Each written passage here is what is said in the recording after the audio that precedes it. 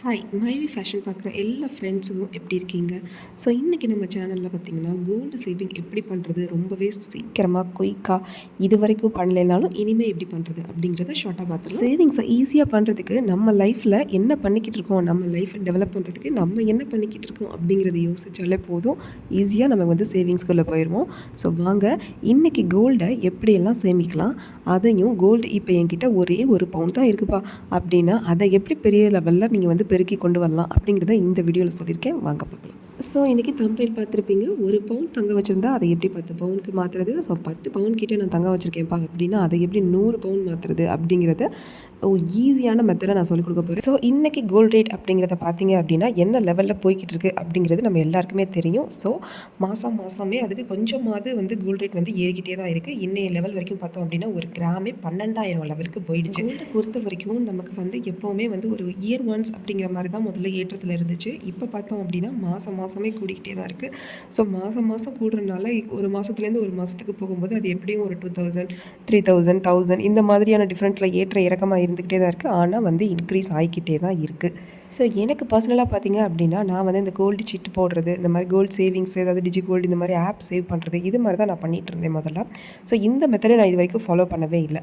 இந்த மெத்தடை இப்போ தான் நான் ஃபாலோ பண்ண ஆரம்பிச்சிருக்கேன். அதாவது என்னென்னா, என்கிட்ட இப்போ ஒரு பவுன் தங்கம் இருக்குது அப்படின்னா அதை கொண்டு போய் பேங்க்கில் வச்சுட்டு அவங்க கொடுக்குற காசில் நம்மளால் எவ்வளோ முடியுமோ அவ்வளவு நம்மக்கிட்ட சேவிங்ஸ் இருந்தாலும் போட்டு ஸோ கொஞ்சம் நகையை எடுத்துகிட்டு வருது. கொஞ்சம் கிராம் அளவு தான் நம்ம எடுக்க முடியும். ஒரு பவுனுக்கு நம்ம கொடுத்தாங்க அப்படின்னா நம்ம ஒரு அரை பவுன் கிட்ட தான் நம்ம வந்து கோல்டை வந்து சேவ் பண்ணி நம்ம வந்து வாங்கிக்கிட்டு வர முடியும். இந்த முறையை நம்ம பயன்படுத்தி நம்ம வந்து கோல்டை சேவ் பண்ணுறோம், கோல்டை பர்ச்சேஸ் பண்ணுறோம் அப்படிங்கிறப்ப ஸோ நமக்கு லாபமாக தான் இருக்குமா அப்படிங்கிற மாதிரி நிறைய டவுட் இருக்கும். நான் சொல்கிறேன் 100% லாபம் தான்.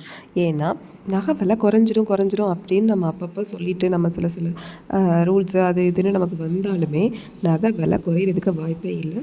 நகை விலை ஸ்டார்டிங் ரேஞ்சில் எவ்வளோலேருந்து இப்போ வந்து எவ்வளோவில் இருக்குது அப்படிங்கிறத நானே வந்து நிறைய வீடியோஸில் நம்ம சேனல்லேயே போஸ்ட் பண்ணியிருக்கேன்.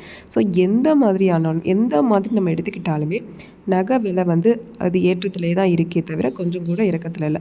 அதாவது இறக்கமுகம் ஆகுது அப்படின்னா எப்படின்னா, ஸோ 12,000 இருக்குது அப்படின்னா 11,500, ஸோ 11,700 இது மாதிரி சம்திங்கில் தான் அது ஏற்ற இறக்கங்கள் வருதே தவிர ஒரு நல்ல சாலிடாக ஒரு 4,000 குறைஞ்சிச்சு 5,000 குறைஞ்சிச்சு அப்படிங்கிற மாதிரி இது வரைக்கும் வரல. இனிமேயும் வருமா அப்படிங்கிறது மிகப்பெரிய கேள்விக்குறி தான். ஸோ நீங்கள் வீட்டில் கண்டிப்பாக உடஞ்ச தோடு, ஸோ இது மாதிரி யூஸ் பண்ணாத நகைகள், இந்த மாதிரி நகைகளை நீங்கள் அப்படியே வச்சுருக்கீங்க, நான் இதை வந்து மாற்றவே மாட்டேன், இதை வந்து நான் என் வீட்டில் வந்து ஞாபகமாக கொடுத்தது, இதை வந்து நான் மாற்றவே மாட்டேன் அப்படிலாம் வச்சுருக்கீங்க அப்படின்னா கண்டிப்பாக அதை பேங்க்கில் வச்சுட்டு ஸோ ஒரு பவுன் நகைக்கு எப்படியும் இன்றைக்கி ரேட்டுக்கு எப்படியும் 45,000 சாலிடாக கொடுப்பாங்க பேங்க்கில் லோன். ஸோ அந்த மாதிரி குறைவான வட்டி இருக்க இடமாவும் நீங்கள் பார்த்துக்கணும். அதை பார்த்துட்டு நீங்கள் வாங்கிட்டு வாங்கி இங்கே கொண்டு வந்து கண்டிப்பாக நீங்கள் வந்து ஒரு சேவிங் பண்ணுறீங்க அப்படின்னா அது உங்களுக்கு 100% லாபத்தை தான் கொடுக்கும். ஸோ உங்களுக்கு நகையை பெருக்கிறதுக்கு இது ஒரு நல்ல டிப்ஸாகவே இருக்கும். ஸோ இந்த டிப்ஸை நான் வந்துட்டு ஒரு சின்ன யூடியூப் சேனலில் தான் நான் முதல்ல பார்த்துருந்தேன். ஆனால் அவங்க 3 வருஷத்துக்கு முன்னாடியே அதை போட்டிருந்தாங்க. ஸோ அதில் வந்து அந்த வீடியோ மட்டும் உங்களுக்கு செம்ம வைரல் ஆயிருந்தது.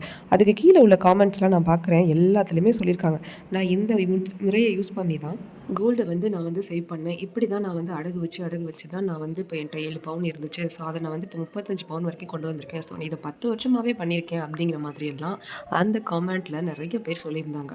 ஸோ இந்த வீடியோ உங்களுக்கு அந்த மாதிரி யூஸ்ஃபுல்லாக இருக்குது, நான் இந்த மாதிரி மெத்தட் தான் யூஸ் பண்ணியிருக்கேன் அப்படின்னா நீங்களும் காமெண்ட்டில் வந்து சொல்லுங்கள். ஸோ இந்த முறை வந்து உங்களுக்கு ஏற்கனவே தெரியும் அப்படின்னா லைக் பண்ணிடுங்க, இது வரைக்கும் தெரியல அப்படின்னா இப்போ நீங்கள் பார்த்து தெரிஞ்சுக்கோங்க, நீங்கள் கண்டிப்பாக சப்ஸ்கிரைப் பண்ணிடுங்க. இதில் நான் இன்னும் சில டிப்ஸ்லாம் சொல்லியிருக்கேன், தொடர்ந்து வாட்ச் பண்ணிகிட்டே வாங்க, எங்கேயும் ஸ்கிப் பண்ணிடாதீங்க.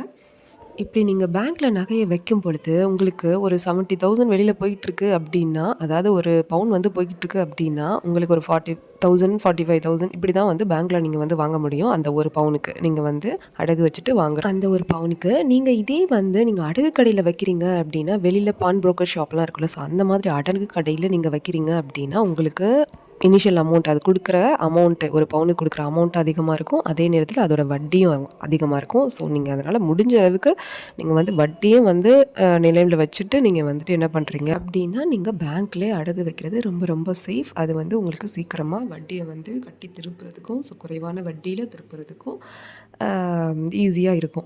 இதே நீங்கள் வந்து அடகு கடையில் வைக்கிறீங்க, இல்லை நான் வந்து அதிகமான அமௌண்ட் வாங்கிக்கிறேன், என்னால் வந்து வட்டி கட்ட முடியும், எனக்கு அதுக்கான வருமானம் வருது அப்படின்னா நீங்கள் அடகு கடையில் வச்சு வாங்கிக்கோங்க. ஸோ உங்களுக்கு தெரிஞ்ச அடகு கடையில் இந்த மாதிரி வைக்கிறீங்க அப்படின்னா உங்களுக்கு வந்து அமௌண்ட் வந்து கூட உங்களுக்கு வந்து லெஸ் பண்ணுவாங்க. வட்டி கூட குறைச்சி பேசி நீங்கள் வந்து மீட்டுக்க முடியும். ஸோ இதில் வந்து எப்படி நமக்கு லாபம் கிடைக்கும்? இப்போ நம்ம பேங்க்லேயே போய்ட்டு 45,000க்கு வச்சுட்டோம். ஸோ அப்போ அந்த 45,000ங்கிறது நமக்கு கடன் தானே. ஸோ அதில் எப்படி நமக்கு லாபம் கிடைக்கும்? அதாவது 45,000க்கு நகையை வச்சு அதுக்கப்புறம் நம்ம போய் ஒரு நகையை வாங்குகிறோம், ஒரு தோடு மோதிரமோ ஏதோ வாங்குகிறோம். அப்போ அந்த 40,000 நமக்கு பேங்க்கில் உள்ளது வட்டியோடு கட்டுற மாதிரி இருக்குமே, அப்போ இது வந்து நஷ்டம் தானே அப்படின்னு நீங்கள் யோசிப்பீங்க. ஆனால் இது நஷ்டம் கிடையாது.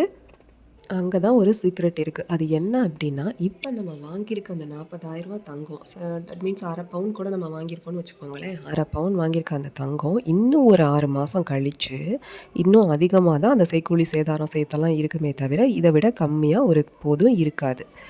ஸோ இப்போ நம்ம வாங்கின இந்த அரை பவுன் தங்கம் இன்னும் 6 மாதம் கழித்து இதே 40,000 நம்மளால் கண்டிப்பாக வாங்கவே முடியாது. அப்படிங்கிற பட்சத்தில் கண்டிப்பாக நமக்கு இந்த வாங்குகிற தங்கம் ப்ராஃபிட் தானே. ஸோ நீங்கள் என்ன பண்ணுறீங்க அப்படின்னா, இப்போ நம்ம கையில் இருக்க நகையை பேங்க்கில் அடகு வச்சுட்டு கண்டிப்பாக போய் நகையை வாங்குங்க. ஸோ நீங்கள் இதை வந்து ஒரு கல்யாணத்துக்கான சேவிங்ஸாக மட்டும் பார்க்காதீங்க. தங்கம் தான் என்னை பொறுத்த வரைக்கும் இந்த காலத்தில் இருக்க பிக்கஸ்ட் இன்வெஸ்ட்மெண்ட். அடுத்த வீடியோவில் பார்த்தீங்கன்னா கண்டிப்பாக இப்போ நீங்கள் வச்சுருக்க இந்த அமௌண்ட்டை எப்படி நீங்கள் பேங்க்லேருந்து மீட்கிறது, ஸோ அதுக்கு எப்படி என்னென்ன டிப்ஸ் எல்லாம் ஃபாலோ பண்ணணும் அப்படிங்கிறத நான் ஷேர் பண்ணுறேன். அது வரைக்கும் பாய்.